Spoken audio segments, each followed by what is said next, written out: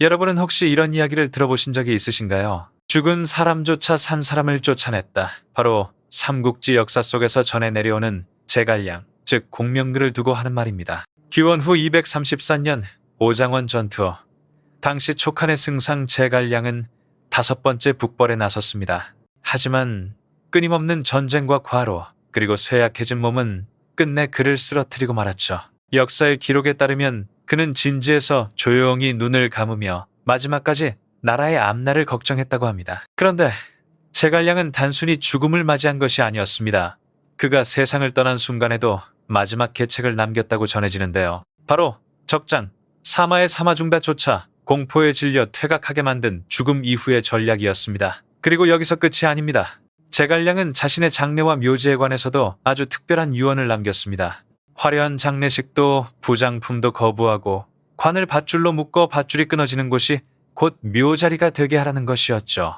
덕분에 1000년이 넘는 세월이 흘렀지만 그의 진짜 무덤이 어디인지 지금도 아무도 모릅니다. 죽음 이후에도 적을 속이고 후대까지 미스터리를 남긴 인물. 그래서 사람들은 지금도 제갈량을 두고 이렇게 말합니다. 살아서는 천하의 책략가, 죽어서는 영원한 수수께끼.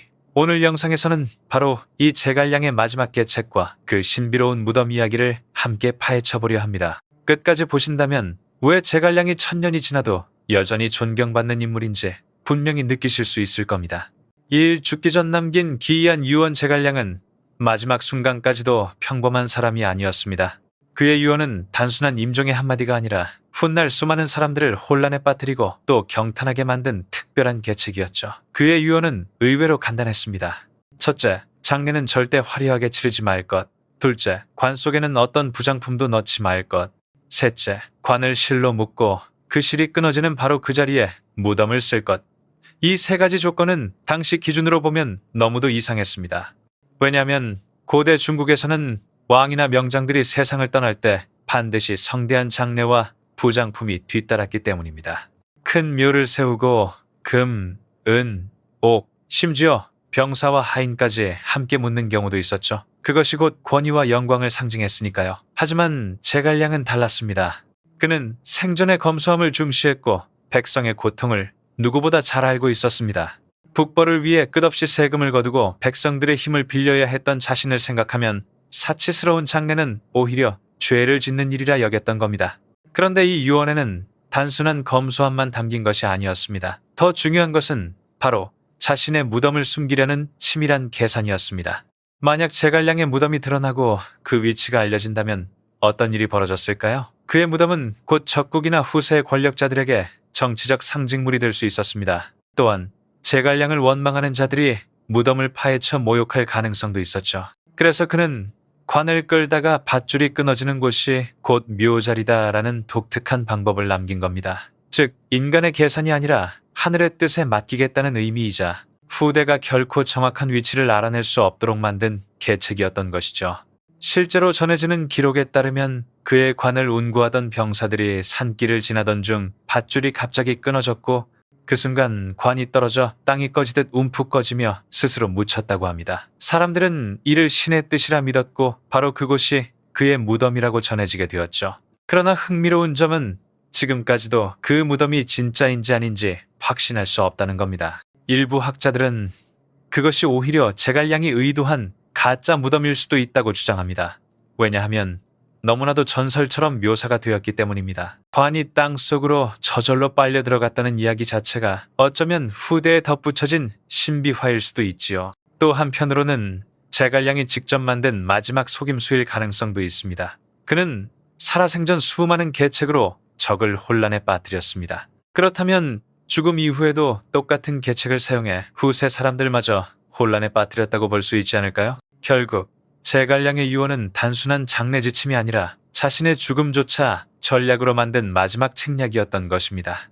그리고 이 때문에 지금도 중국의 한 지역인 정군산, 딩군산에는 무후묘 우호무라는 거대한 묘소가 남아 있습니다. 하지만 학자들은 여전히 이렇게 묻습니다. 과연 이곳이 진짜 제갈량의 무덤일까? 아니면 단지 후세 사람들이 세운 기념일 뿐일까? 이처럼 제갈량의 마지막 유언은 후세에 끝없는 미스터리를 남겼습니다. 죽음마저 전략으로 삼은 인물, 바로 그가 제갈량이었던 것이죠. 이 진짜 무덤과 가짜 무덤에 얽힌 전설 제갈량의 유언에 따라 장례가 치러진 뒤 사람들은 한동안 그의 무덤이 어디에 있는지조차 알 수 없었습니다. 그러던 중 후세에 이르러 한 가지 전설이 널리 퍼지게 됩니다. 바로 제갈량의 관을 실은 병사들이 정군산 일대를 지나던 중 갑자기 밧줄이 끊어져 관이 떨어졌다는 이야기입니다. 그 순간 놀랍게도 땅이 움푹 꺼지며 관이 스스로 묻히듯 들어가 버렸다고 합니다. 사람들은 이를 하늘의 뜻이라 여겼고 그곳을 제갈량의 무덤이라 부르게 되었죠. 지금도 그 자리에 무후묘 우코무라 불리는 거대한 묘소가 남아 있습니다. 하지만 문제는 이 무덤이 정말 제갈량의 진짜 무덤인지에 대해 끊임없는 논란이 존재한다는 것입니다. 왜냐하면 몇 가지 의문점이 있기 때문이죠. 첫째, 관이 떨어지자마자 땅이 스스로 꺼져 묻혔다는 묘사는 지나치게 전설적이라는 점입니다. 실제로 그런 일이 가능했을까요? 학자들은 오히려 후세 사람들이 제갈량을 신격화하기 위해 만들어낸 이야기일 가능성이 크다고 봅니다. 둘째, 무덤의 규모입니다. 전에 내려오는 제갈량의 유언은 소박하고 검소하게 장례를 치르라는 것이었습니다. 그렇다면 화려하고 웅장한 무흠료가 그의 진짜 무덤일 가능성은 낮다는 것이죠. 부대촉한 사람들의 존경심이 상징적인 묘소를 만들어냈을지도 모릅니다. 셋째, 다른 지역에도 제갈량의 무덤이라고 주장하는 장소들이 존재한다는 사실입니다. 사천은드라 한중간, 심지어 낙양가 근처까지 여러 곳에서 여기가 진짜 무덤이라며 각자의 전설을 전하고 있습니다. 이는 곧 무덤이 하나가 아니라 여러 개일 수도 있다는 생각을 불러일으켰습니다.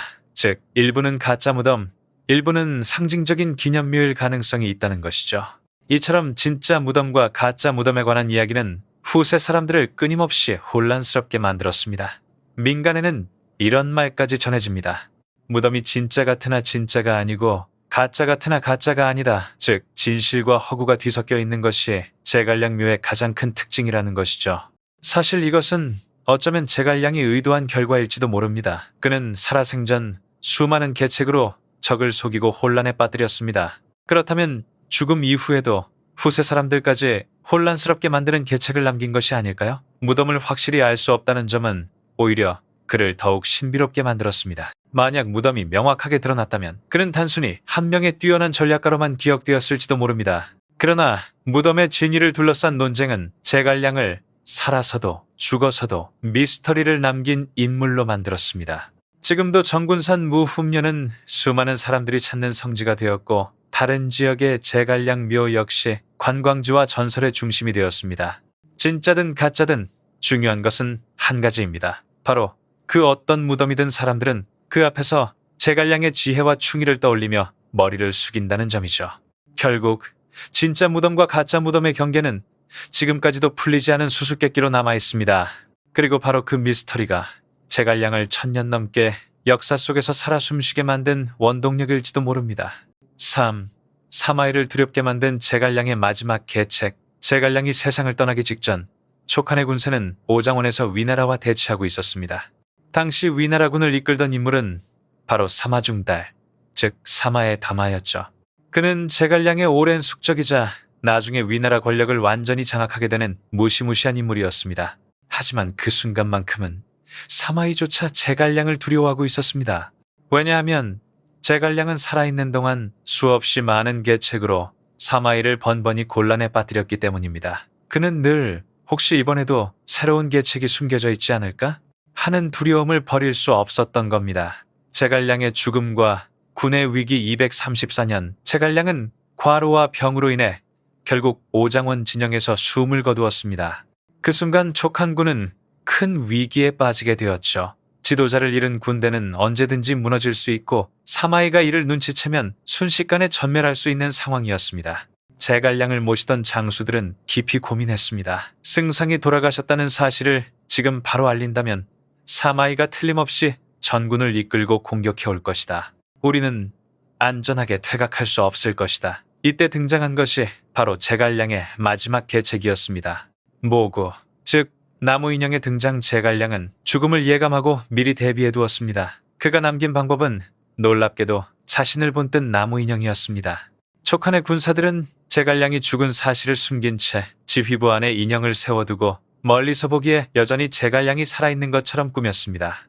멀리서 바라본 사마이의 군사들은 여전히 제갈량이 지휘하는 모습에 주저했습니다. 분명 병약하다고 했는데 아직도 건재한가? 혹시 또 다른 계책이 숨어 있는 것은 아닌가?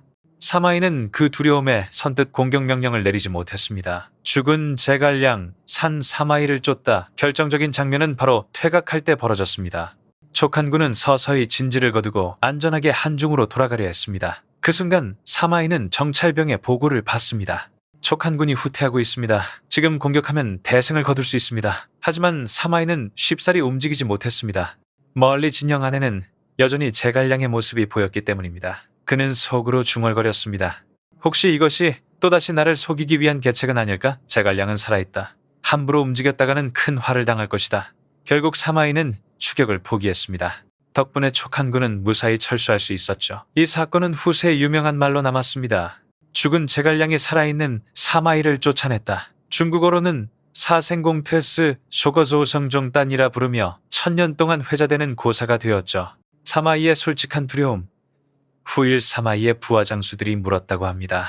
장군, 어째서 그때 추격하지 않으셨습니까? 분명 큰 승리를 거둘 기회였는데요. 그러자 사마이는 이렇게 대답했다고 전해집니다. 나는 제갈량을 평생 상대해왔다. 그가 살아있을 때조차 번번이 나를 곤란하게 했는데 어찌 죽은 뒤라고 해서 방심할 수 있겠는가? 이 말 속에는 두 가지 진실이 담겨 있었습니다. 첫째, 제갈량의 지략이 사마이의 마음속에 얼마나 깊은 두려움을 심어두었는지 보여주었고, 둘째, 제갈량의 마지막 계책이 얼마나 완벽하게 성공했는지를 증명하는 말이기도 했습니다. 죽음 이후에도 이어진 두 사람의 인연 역사는 참 묘합니다. 사마이는 제갈량이 죽은 뒤 점점 세력을 키워 결국 위나라의 권력을 장악하고 그의 가문은 나중에 진나라를 세우게 됩니다. 하지만 그 영광 뒤에는 늘 제갈량과의 기억, 그가 죽은 뒤에도 자신을 쫓아냈던 그 순간이 그림자처럼 따라다녔을 겁니다.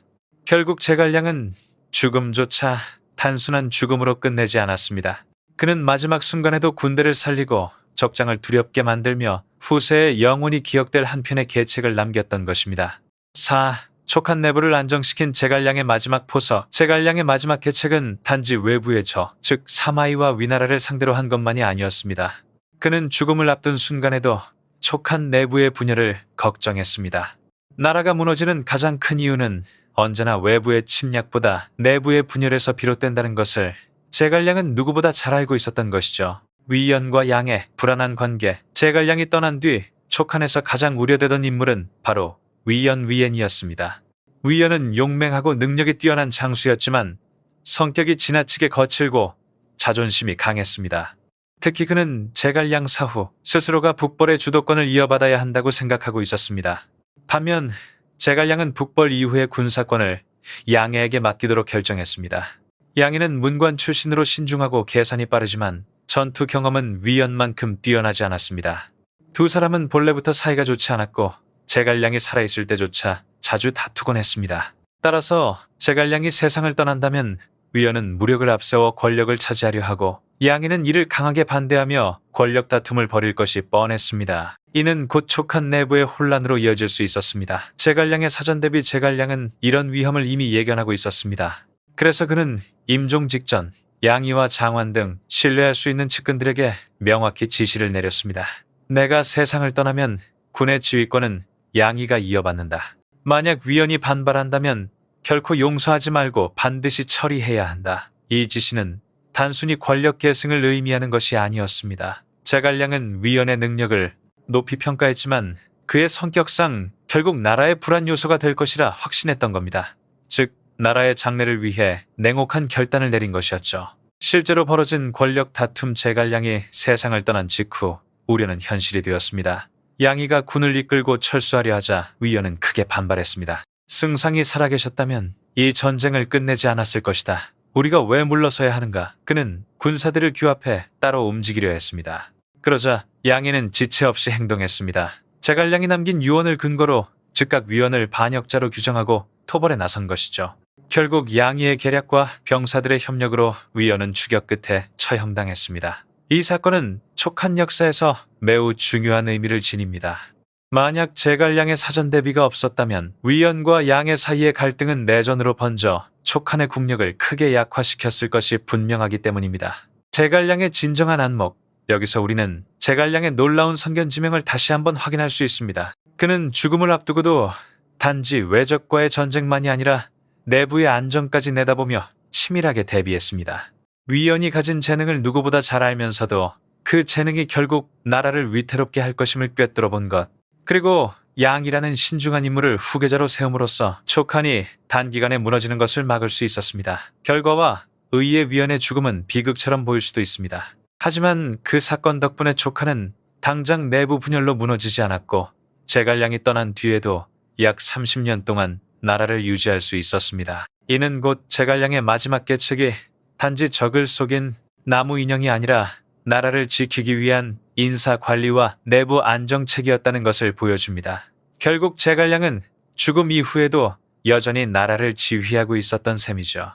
그의 예견과 결단은 후세에 이렇게 평가됩니다. 제갈량은 죽음으로써도 촉한을 살렸다. 제갈량이 남긴 유산. 제갈량은 234년 오장원에서 병을 얻어 세상을 떠났습니다. 그의 삶은 불과 54년, 그렇게 길지 않았지만 그가 남긴 흔적은 삼국시대뿐 아니라 후대의 중국, 나아가 동아시아 전역에까지 깊게 뿌리내렸습니다. 오늘 우리는 제갈량이 남긴 진정한 유산이 무엇인지 4가지 측면에서 살펴보겠습니다. 첫째, 정치가로서의 유산. 충성과 헌신의 상징 제갈량은 평생을 오직 한 임무, 즉 한시를 부흥시킨다라는 원대한 목표를 위해 살았습니다. 그는 유비와 맺은 출사표의 다짐을 끝까지 지켰습니다. 권력에 탐하지 않았고 재물에 욕심내지 않았으며 나라와 백성의 안위를 최우선으로 삼았습니다. 그의 청렴한 태도는 후대 정치가들이 귀감으로 삼는 모범이 되었습니다. 특히 후출 사표만고스에서 보이는 절절한 충성심은 지금도 읽는 이들의 가슴을 울리며 한국과 중국을 비롯한 동아시아 전통사회에서 충신의 표본으로 자리매김하게 했습니다. 둘째, 전략가로서의 유산. 나이나 지략과 선견지명. 제갈량은 뛰어난 전략가였습니다. 공성계, 차륜차마, 철인차, 모구유마, 모구녀 료바 등은 후세 병법에 영감을 주었고 그가 보여준 심리전과 기만술은 지금도 경영 전략이나 군사학에서 연구되고 있습니다. 특히 그는 단순히 전투에서 이기기 위한 계책만이 아니라 적의 심리, 아군의 사기, 내부 안정까지 고려하는 총체적 전략을 펼쳤습니다. 예컨대 사마이를 겁주기 위해 나무 인형으로 군세를 가장한 계책, 그리고 죽음을 앞두고 위원과 양의의 갈등까지 미리 정리한 조치는 단순한 전술이 아닌 국가 경영술에 가까웠습니다. 이런 이유로 제갈량은 단순한 군사 전략가가 아니라 전략과 정치, 내정과 군사까지 모두 아우른 종합지휘관으로 평가받습니다. 셋째, 문화적 유산. 불멸의 상징으로서의 제갈량 삼국지연의가 후대에 쓰이면서 제갈량은 단순한 역사적 인물이 아닌 전설적 상징으로 승화되었습니다. 그는 지혜를 상징하는 인물로 지혜의 신은이라는 별칭까지 얻었습니다. 한국에서도 지략가 하면 제갈량이라는 말이 통할 정도로 그의 이름은 잘 알려져 있습니다. 일본에서는 공명공이라는 이름으로 불리며 전략의 대명사가 되었고 중국에서는 지금도 어린아이들에게 너도 제갈량처럼 지혜롭게 자라라는 말을 전할 정도입니다. 그의 이미지는 곧 지혜, 충성, 청렴, 선견지명이라는 가치와 직결되어 수백 년 동안 동아시아 문화권에서 인류의 이상형 중 하나로 전해져 내려오고 있습니다. 넷째, 후대의 평가. 살아있는 교훈. 제갈량의 삶과 선택은 후대 지도자들에게 늘 하나의 기준이 되었습니다.